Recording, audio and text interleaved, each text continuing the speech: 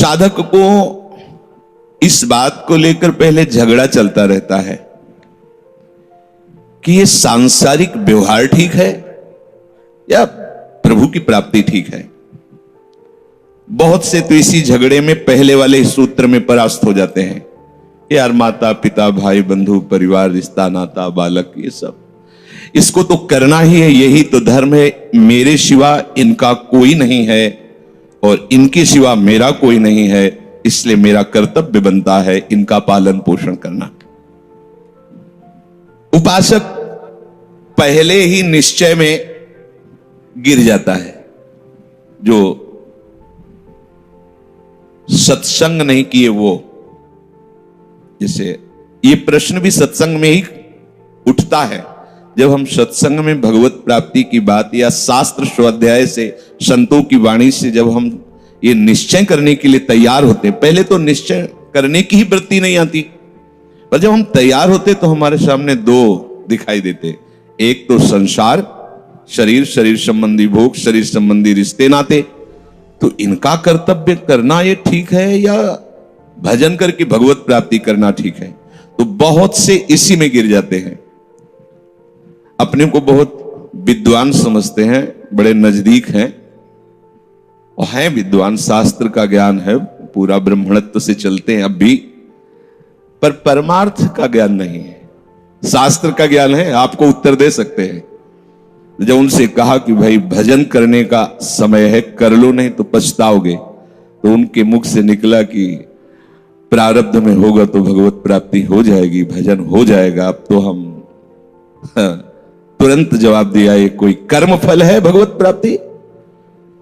प्रारब्ध क्या है? तुम्हारे किए हुए शुभ अशुभ कर्म, वही फल देने के लिए तैयार है। भगवत प्राप्ति न शुभ से होती न शुभ से, दोनों का नाश करके जो निष्काम हो जाता है, निश्चल बुद्धि प्रभु में स्थापित कर देता है, वही भगवत प्राप्ति। और उसके लिए मनुष्य जन्म मिला है। भगवत प्राप्ति भाग्य या प्रारब्ध के अधीन नहीं है। जो ऐसा सोचते हैं सो परत्र दुख पावई, सिर धुनि धुनि पछताए, काल ही कर्म ही ईश्वर ही मिथ्या दोष लगाए।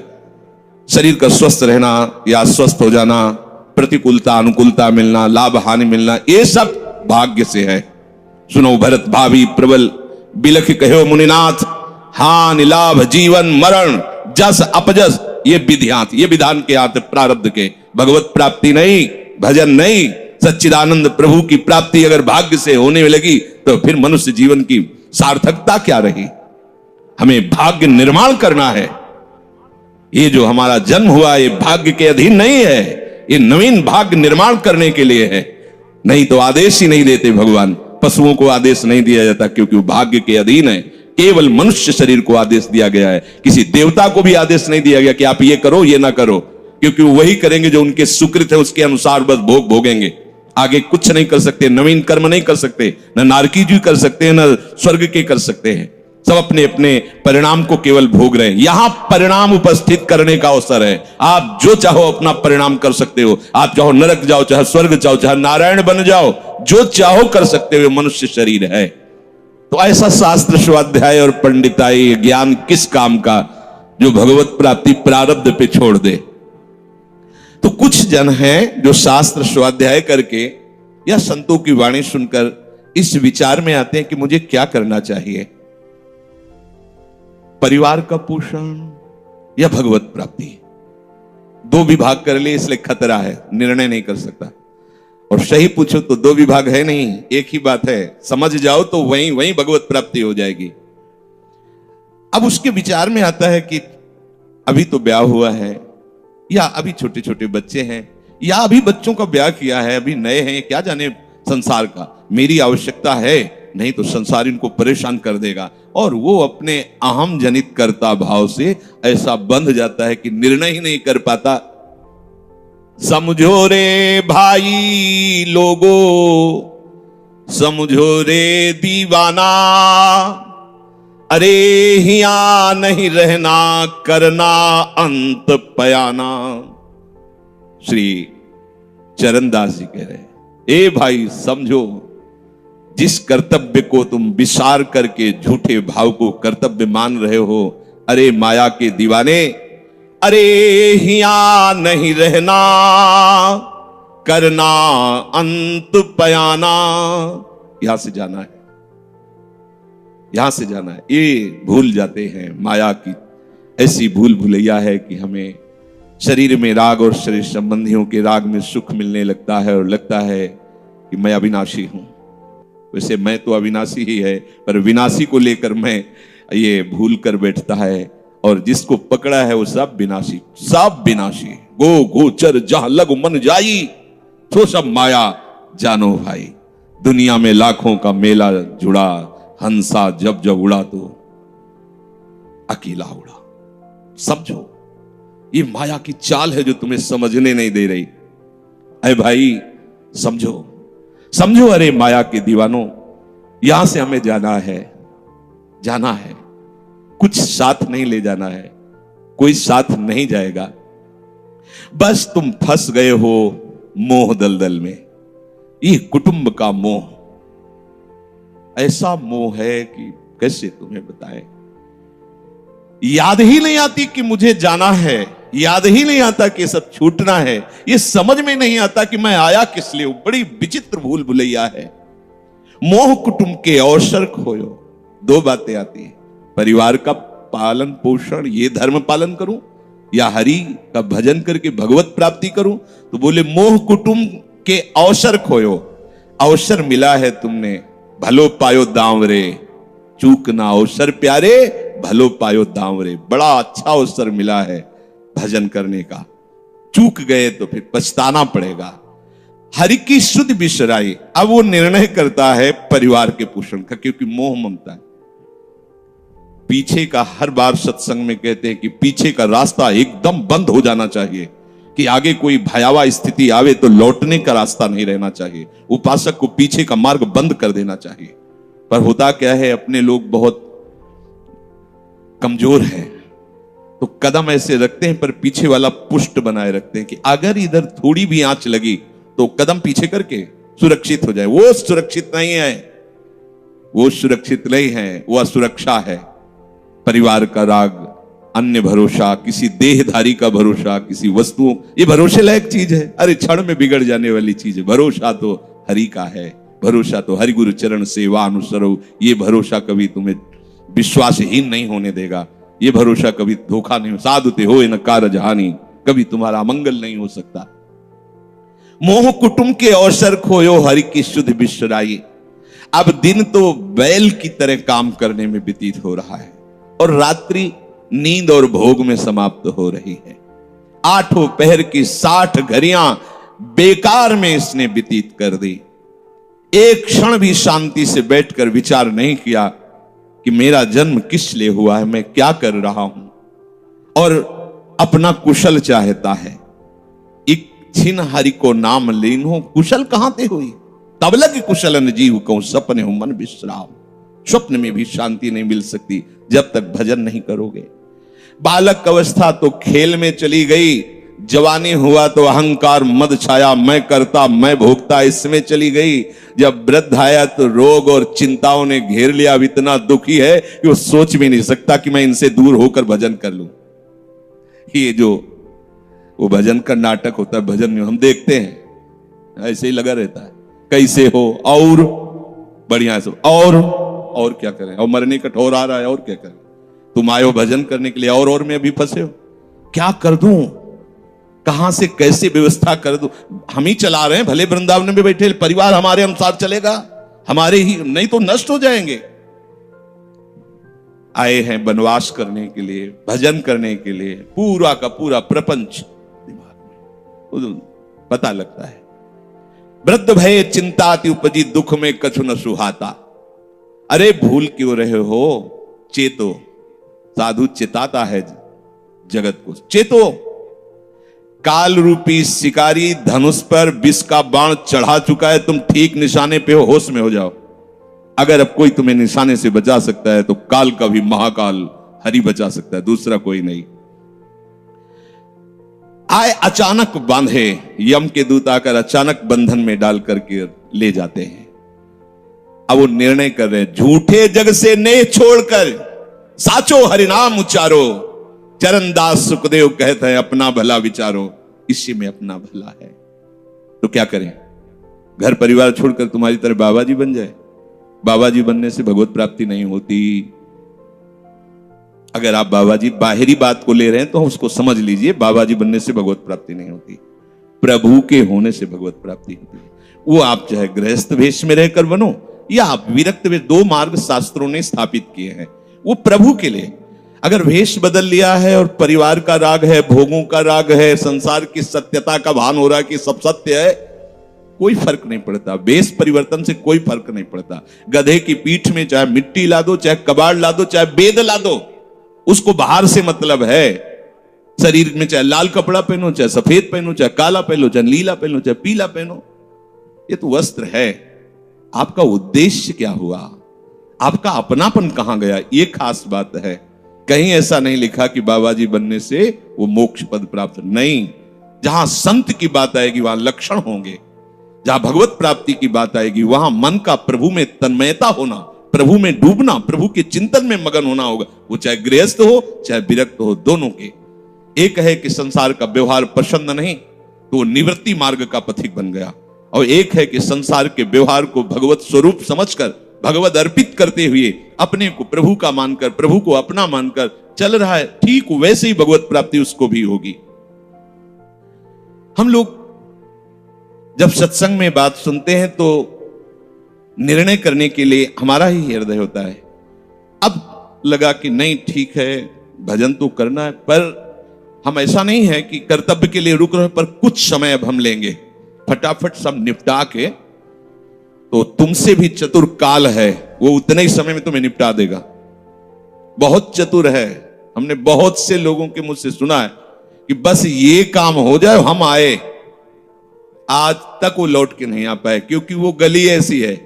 क्या है? बहुत दलदल है आगे। जो गया ना मोह कलिल में डूबा, अब निकल पाना बड़ा मुश्किल है। सत्संग में इतना सामर्थ्य है कि अभी आप सुन रहे हो, अभी आपको ऐसे सब ऐसे लगेगा, ऐसे ऐसे निकल जाएंगे, और गेट के बाहर होइएगा, वो हवा लगने दीजिए, तब लगे कैसे निकले। ऐसी प्रचंड माया है।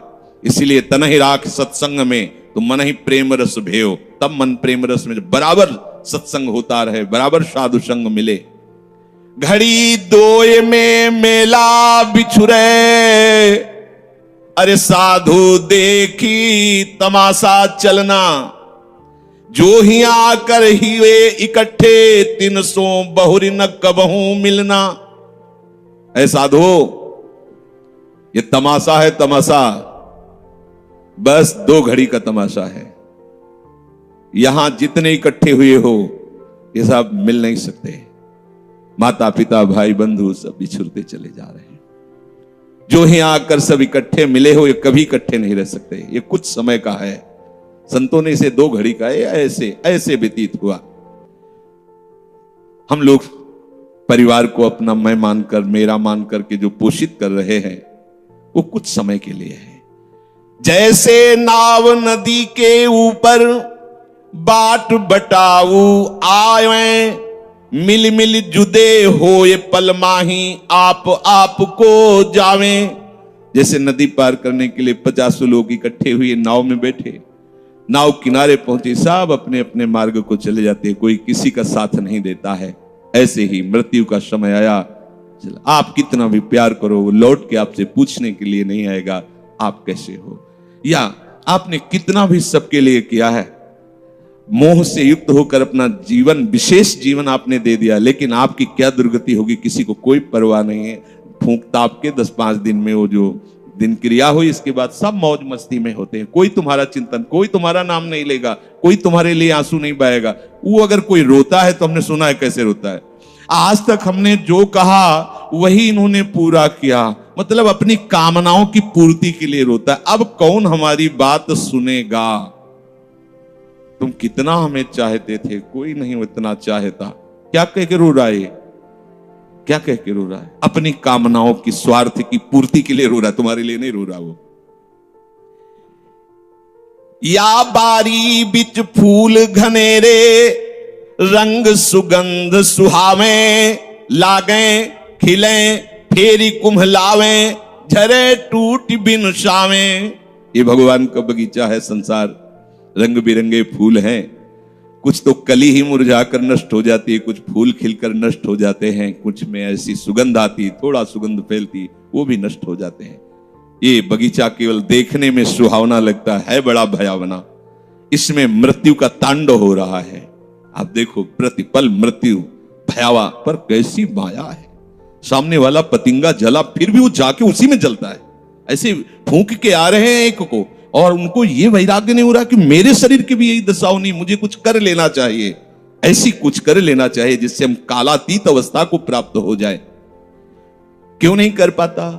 दारा सुत संपत्ति को सुख, ज्यों मोती ओस बिलावे, यहाँ ही मिले और यहाँ ही नासे, ता क्यों पछतावे। अरे भाई, ये पुत्र परिवार का मिलन और ये सुख ऐसा है जैसे पत्ते में ओस की बूंद, कितने सेकंड में ढल जाएगी कुछ पता नहीं। ऐसे ही ये है। बड़े हर्षित हो रहे हैं, बाजे बजवा रहे हैं, बहुत दिनों बाद लड़का हुआ है, फूले नहीं समा रहे, और काल की अवधि बहुत अलू खत्म। अब वो बूंद जो है पत्ते में गिर गई। अब किस बात को लेकर यहां खुशी मनाई जाए, किस बात को लेकर हम यहां गर्व करें? बहुत सावधानी की जरूरत है। जो यहां मिला वो यहीं छूट जाएगा। आप जब जाओगे तो आपके साथ हरि भजन वो किया नहीं, आपके साथ ही हरि उनको माना नहीं, क्या करो? दय कछु लय कछु, कर ले करनी, रहनी गहनी भारी, हरि सोने लगाओ आपनो, ये तेरे हितकारी। कुछ दे दे, क्या? सबको सुख देने की भावना, सब में प्रभु की भावना। जो भी तुम्हारे पास मन वचन कर्म से प्राप्त हुआ है वो सबको सुख देने के लिए है, सब में प्रभु है। ये बात समझ में नहीं आएगी, सबको क्यों सुख दें? क्योंकि सुख मिलना है। आप सिद्धांत समझो, आप सबके सुखों को खींच करके उनको दुख देकर सुखी होना चाहते हो, तो वो दुख लौट कर बड़ा भारी रूप रख करके आपको भोगना पड़ेगा। आप दूसरे को सुख दिए तो सुख लौट के बड़ा भारी सुख आपको देगा। ये सिद्धांत है, समझो ना। पर समझ ठीक है नहीं, तो हम दूसरे को दुख दे करके अपने को सुखी मानना चाहते हैं, तो वो दुख बहुत बड़ा रूप रख के आता है और हम दुखी हो जाते हैं। नहीं, आज तक तो सब लोग सुख के लिए ही कर रहे हो, तो सुखी हो जाना चाहिए। मतलब गलत है, कहीं ना कहीं सिद्धांत गलत है। सत्संगति को लाभ बड़ो है, साधु भक्त समझावे, चरण दास ही राम सुमिर ले, गुरु सुख देव बतावे। चरणदास जी कह रहे, तुम्हारा परम हितकारी हरि है, उसी से नेह लगा लो, सदगुरु के वचनों पर विश्वास करो, प्रभु के नाम का निरंतर रटन करो। अब ये बात हमारी समझ में आई सत्संग के द्वारा कि हमारे जीवन के जो दो उद्देश्य बन रहे थे कि एक तो क्या करें, परिवार का पोषण करें या हरि भजन करें, तो दो भाव जो बने थे उनको तो मिटा दो, दो है ही नहीं। घर गृहस्थी में जो है बिल्कुल उसे बंधनकारी मत समझो, प्रभु का सब कुछ मानकर नाम सुमिरन करते हुए जो सेवा करो। अरे बड़ा आनंद आता है। आपको लगता है कि बैठकर भजन होता है, बिल्कुल ये मन की चाल है, नहीं होता। मन को भजन में नहीं लगाओगे तो चाहे पड़े रहो चाहे बैठे रहो, भजन नहीं होने वाला। और अगर भजन में लगाओगे तो फावड़ा चलाते हुए भजन होगा। जब नाम का अभ्यास करना था तो नई अवस्था थी, तो गुरुजन हर समय सेवा में लगाए रहते थे। बड़ी बड़ी पत्थर की शिलियां आश्रम में थी, उठा उठा कर उनको जमा कर खोद के बराबर करना, तुलसी का बगीचा लगाना, गेंदे का बगीचा लगाना, और वृक्षों को हैंड पैप से भर भर के पानी 100 बाल्टी खूब सींचना, खूब, और उसमें भी नाम स्मरण करना। और जो पूर्व सदगुरुदेव भगवान थे, बड़े ही बाहरी कठोर नियम वाले, और उस समय नाम का अभ्यास उसी समय करवाया गुरुदेव भगवान ने। ऐसे नाम पूरे में सोने लगाना, पर गुरुदेव भगवान की कृपा से समझ में आया। तो हमें लगता है कि कोई भी काम करते हुए भजन हो सकता है, कोई भी। अरे जब युद्ध हो सकता है तो और क्या बात है। अब बोलो आपका निर्णय कि मैं परमार्थ में जाऊं या व्यवहार ठीक करूं। हम कह रहे हैं वो व्यवहार ही परमार्थ बना लो ना, भागने की जरूरत कहां है। और जब आपकी अरुचि बढ़ेगी, वैराग्य बढ़ेगा, तो तुम्हें कोई रोक नहीं पाएगा। वो तो स्थिति आएगी, और अगर स्थिति के लिए बिना तुम भागोगे तो यहां के वही प्रपंच करोगे।